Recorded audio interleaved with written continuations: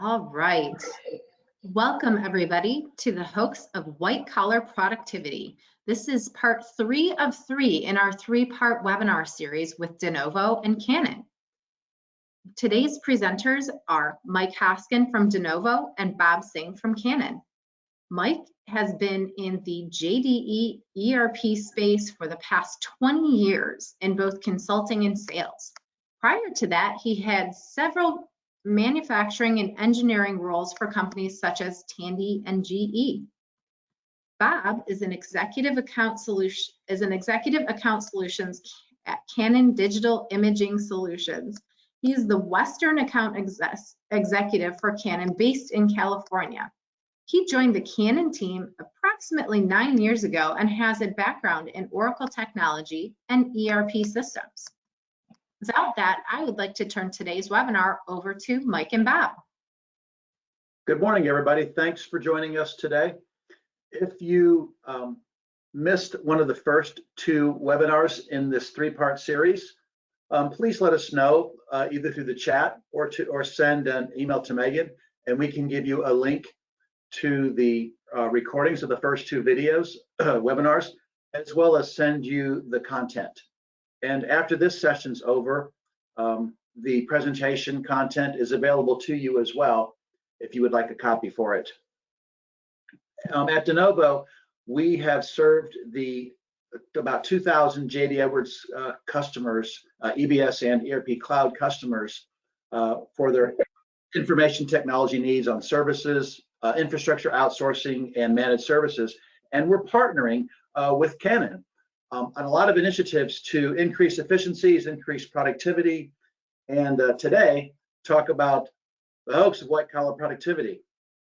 In discussions with Canon, they have found that AP processes are transforming from paper-based to digital with the help of automation, imaging, and related technologies that are highly integrated with your ERP system.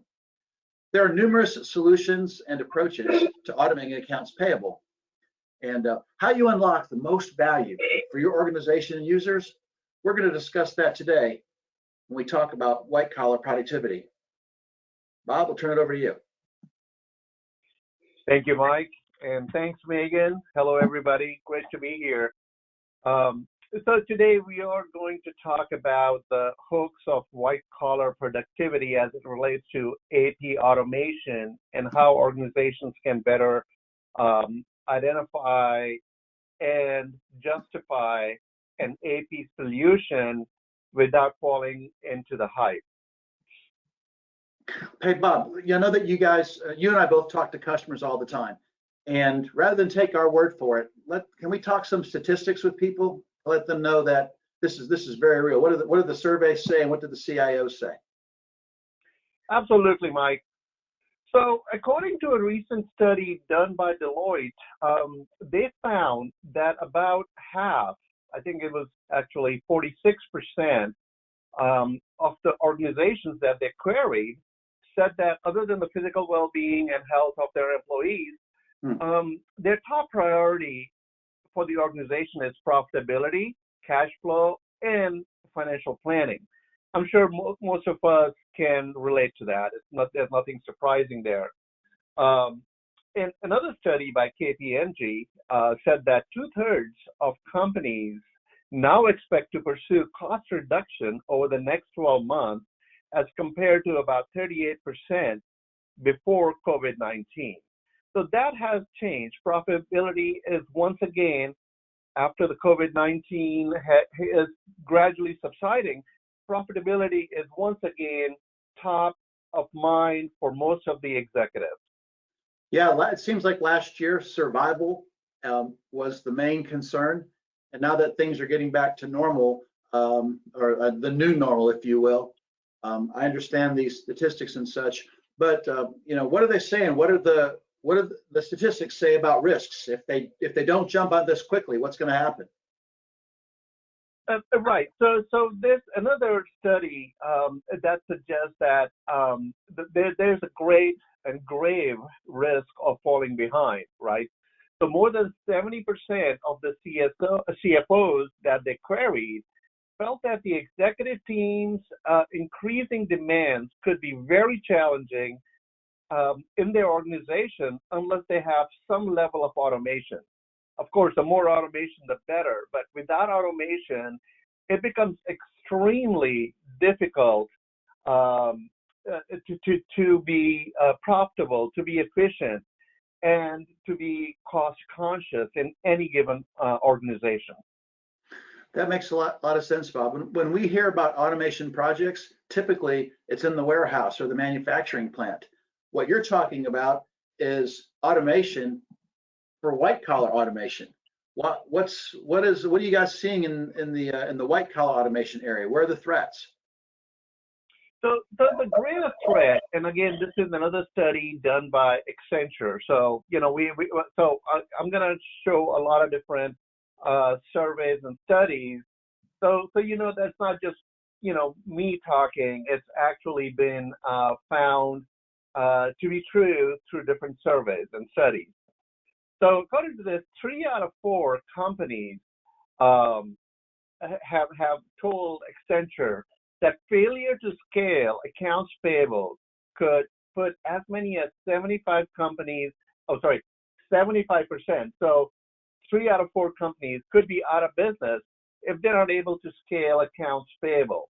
What does that mean? That means they are afraid, they're worried that if they're not very efficient in their accounts payable department, it could have a very negative effect to the rest of the organization from a scalability, from a profitability, from a growth standpoint. So in that case, accounts payable automation becomes really, really centric to growth within the organization. Hey, Bob, is this a new phenomenon, or is it recent due to the pandemic and the new normal that we're seeing today? How has this changed over the past couple of years? A very good question. So according to Institute of Finance and Management, IOFM, this has changed. This has changed over the last couple of years, where 3 out of 4 companies, it's like 73%, say that the value of accounts payable as a strategic initiative within the organization has either gone up a little bit or significantly. So in other words, they feel that accounts payable has become very valuable for the strategic well-being and growth initiative for their organization. Only 1 out of 4 said, not right now. It has not really made a significant effect to them. Hey, Bob, I see a lot of pressures building here. We're coming out of the pandemic. We're facing a new normal. Automation projects the demand for automation is increasing. The studies from the audit firms show that AP is becoming strategic. AP automation is critical. I see a lot of pressures building on these financial departments, in particular AP departments. What are some of the new expectations you guys have heard from your customers for the AP departments of the future? Absolutely, Mike. That's a very astute observation. So we're finding from talking to our customers that there are certain expectations that these organizations have that are playing a major role in how they perceive the future of the organization. Number one is performance visibility. So having visibility throughout the organization to the different data streams, to the different systems and processes is really, really relevant. Transparency is really key. Business analysis, a lot of time people look at accounts payable as a cost center. They don't really derive a lot of intelligence or a lot of intel out of accounts payable.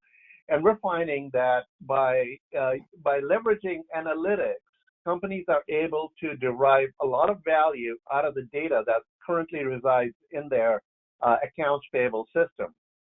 From a cash flow standpoint, forecasting is really key, right? So a lot of organizations are finding that they can get relevant data for forecasting their future growth. Financial controls for risk aversion or compliance, in most of the organizations, compliance is becoming more and more relevant.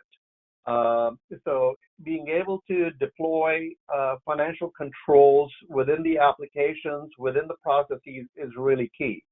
And then, of course, productivity improvements. I mean, I think I would speak for most people when I say that nobody wants to keep working more. We want to work smart, right? Don't work hard, work smart. Right. So we want to leverage systems that allow us to be more productive without working harder. I hear you, Bob. Everything you talked about so far in terms of business analysis, visibility, controls, productivity, that's all great for the executives. But for a sales guy like me, and you, we're interested in driving business growth. How do these automation tools help drive growth, top end growth?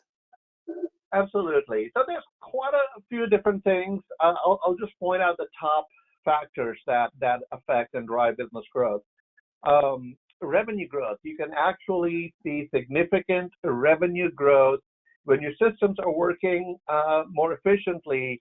You're able to focus on your primary business, your core business, instead of having to spin cycles trying to get your business just performing its basic functions. Profitability is really key. When you can have better supplier relations, you're able to increase profitability by working out cost benefits and doing cost benefit analysis. Cash management, cash flow is key to most businesses, right?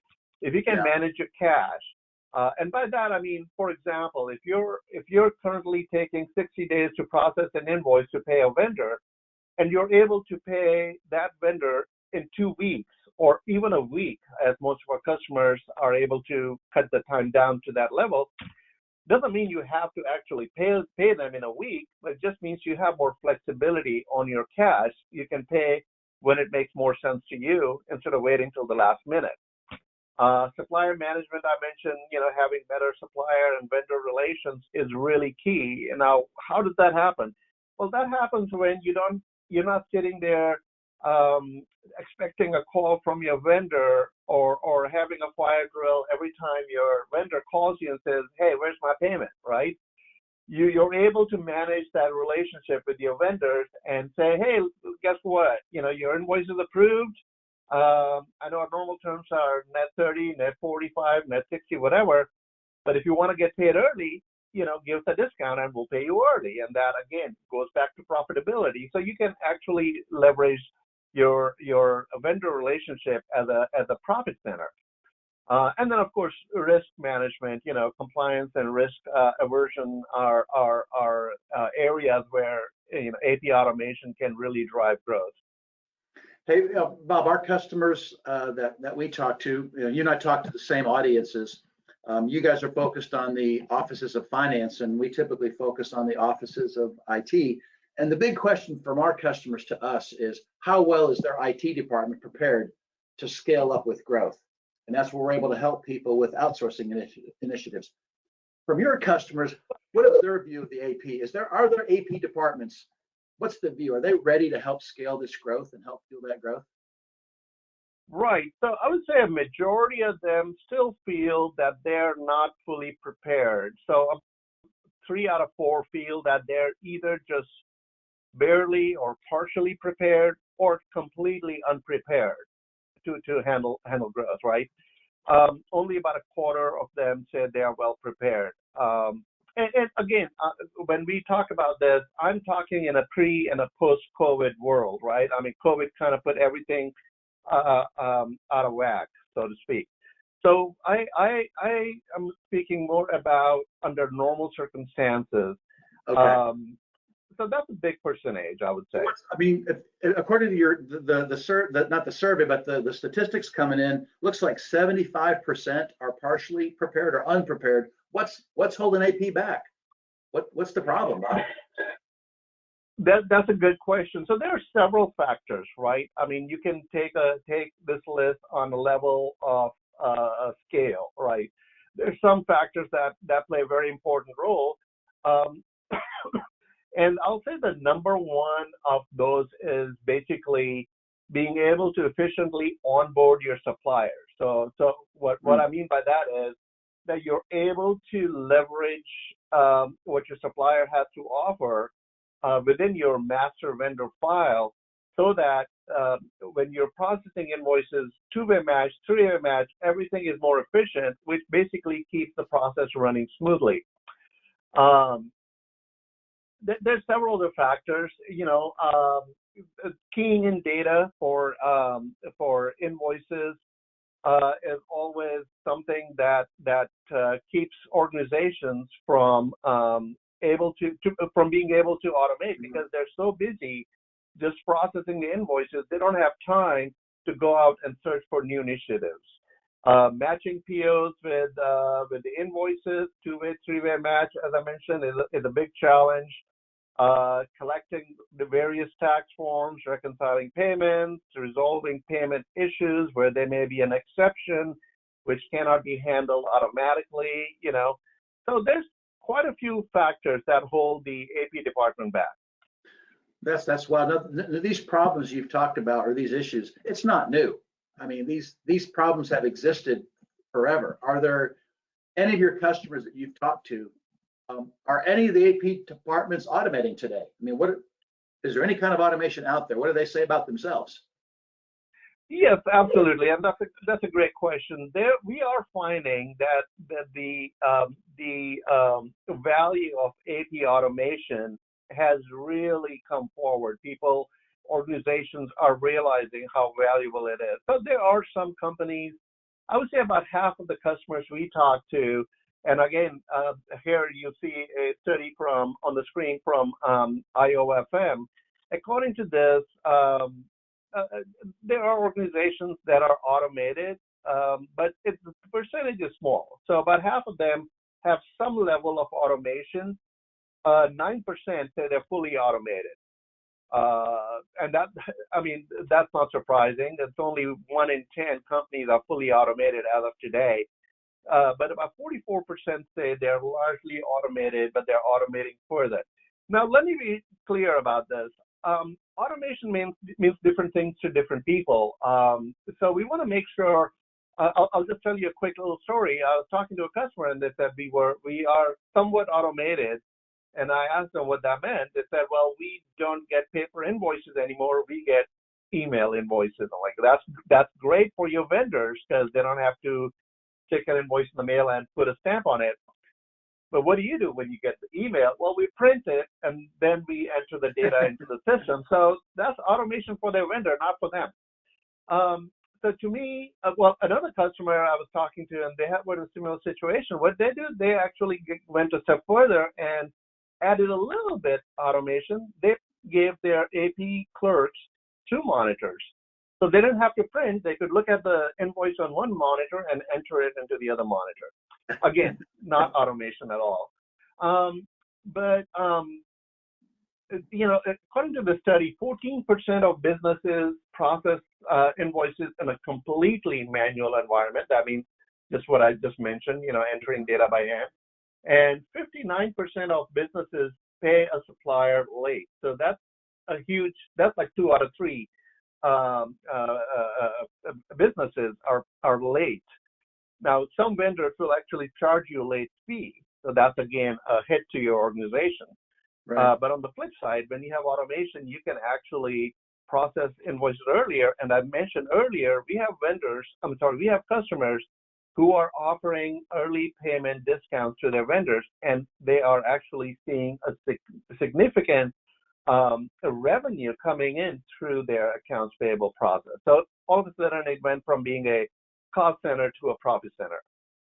We've spent the last 20 minutes sort of beating up on AP departments. A third of them have no plans to automate, haven't automated. Almost 2/3 of them are paying bills late.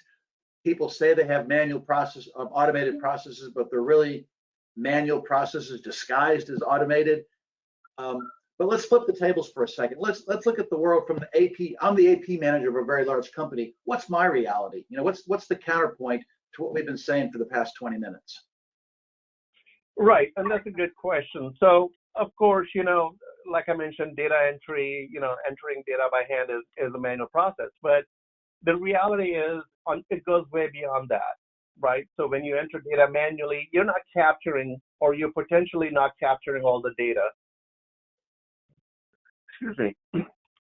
Or even if you do capture it, you may capture it incorrectly. So errors.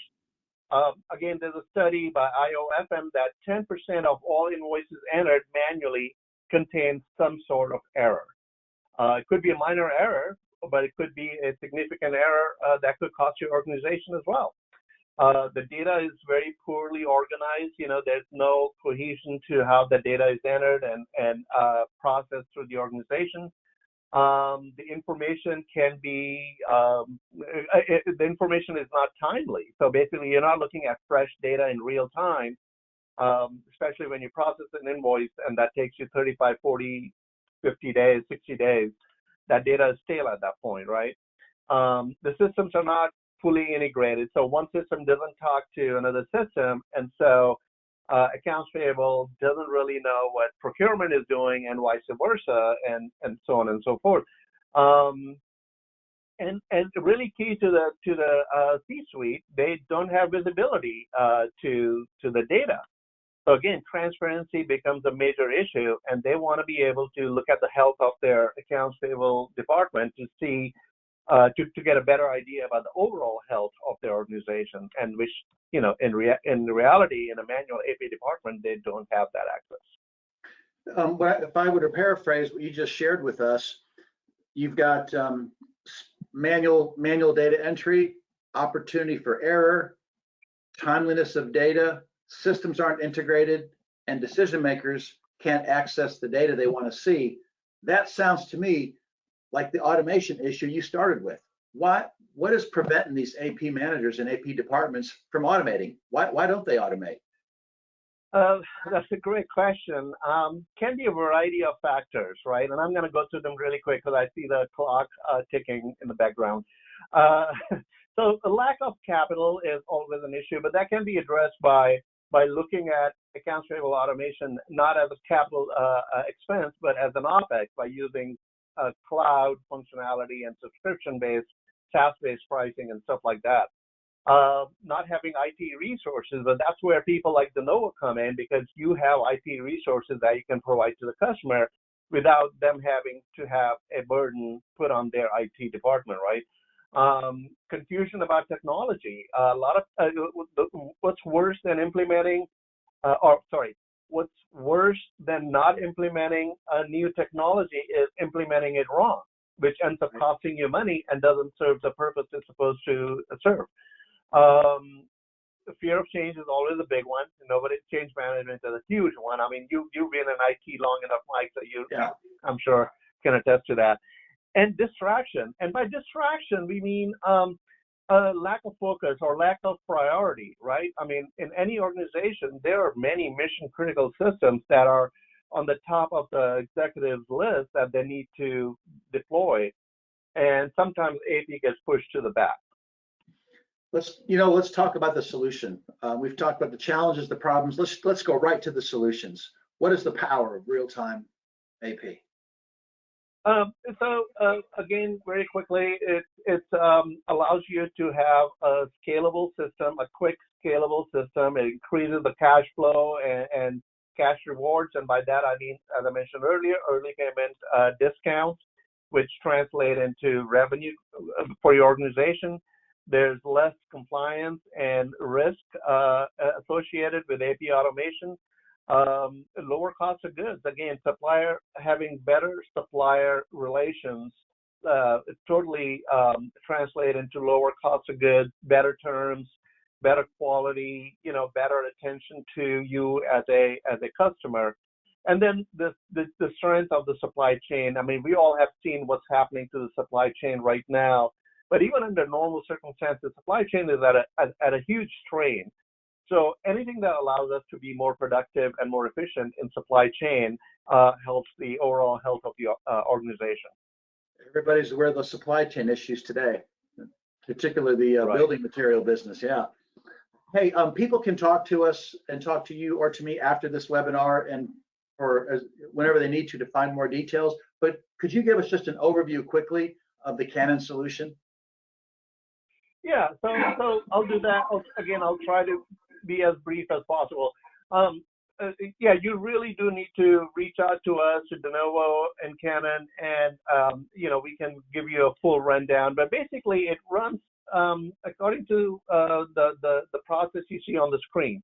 You get documents coming into your organization, whether they're paper, whether they're we used to say paper, fax, or email, but of course, I don't think anybody uses fax anymore. But paper or email, electronic documents could be other sources like XML, EDI, whatnot. We basically have a centralized system that imports all that data. We call it ingesting the invoice data, and then it transforms it. It verifies it against the other documents using intelligent capture. So intelligent capture or intelligent data capture, IDC, is the next iteration of OCR. And I think most of us are familiar with optical character recognition or OCR. IDC actually takes it a step further. It not only extracts the data and identifies the data, it actually puts it through a context based on rules and gives it a level of confidence for what that data actually is. So your invoice data gets captured, extracted, run through a validation phase where it's verified against procurement documents, receiving documents, two-way, three-way match. A voucher gets created within your ERP system. Well, it's created in our system, and then it can be extracted and transformed into your ERP system, whatever ERP system you're currently using. And then we're also storing a copy of that data in a central repository. And by central, I mean it can physically reside anywhere. It can be on the cloud, but it's accessible to your organization and your organization only, right? And then we're able to apply analytics to that data, give you a dashboard with all the data you need from an analytics standpoint. And the process continues. So this is just a brief portion of the process, because then it goes on for GL routing, and it goes on for approvals routing, and so on and so forth. But in a nutshell, this is basically the front half of the solution. Before we move to questions from the audience, talk benefits real quick. I'm sorry, Mike, say that again? Oh, benefits. Okay, yeah, you just cut out for a second. So the top benefits are cost savings, productivity increase, visibility and transparency across the organization for approvals routing, for payment. If a manager is out of office, and you are able to see where that invoice is within the queue, you're able to reroute it. You're able to process that invoice through handheld devices or any other portable device. And it basically allows you to have a standardized financial process with easy controls, and especially for today's reality, which is work from remote locations, it really makes the whole AP process a lot simpler and more efficient. Thanks very much, Bob. I appreciate that. Megan, any questions from the audience? We did have a couple come in. I'm going to try and ask them pretty quick. For you, Bob, what is a typical headcount reduction for your clients and the typical ROI? Okay, yeah, so straight to the bottom line. Yeah, that's a good question. And again, that's also a difficult question for me to answer, but let me try and answer it. According to an IOFM study, they found that a typical AP analyst processes about 1,000 invoices a month. I think the actual number was around 800 something, but let's just call it 1,000 invoices a month. That might change, and that might be different in your organization, or it may be pretty close to that. So what we are able to see, and this is just real world results with our customers, we're able to see a factor of 6 in improvement. So basically, each AP analyst can now, with a full AP automation, process about 6,000 invoices a month. Wow.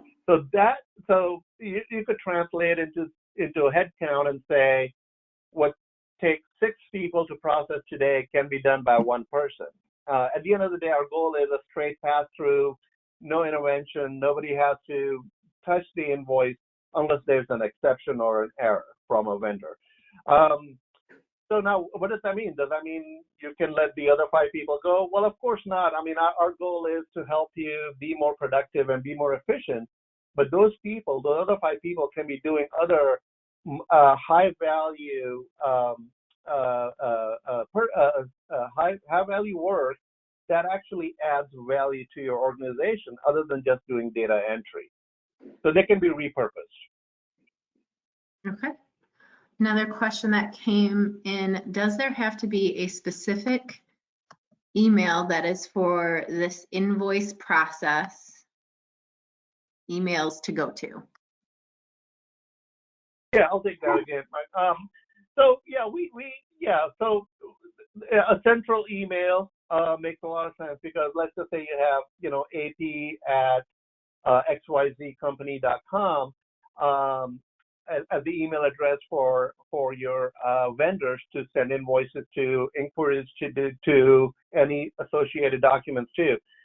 What our system can do is it can monitor that email inbox. So anything that comes into that email inbox is automatically extracted and added to the process as a voucher. So whether it's an invoice or any other document, our system can recognize that and then create a process around it.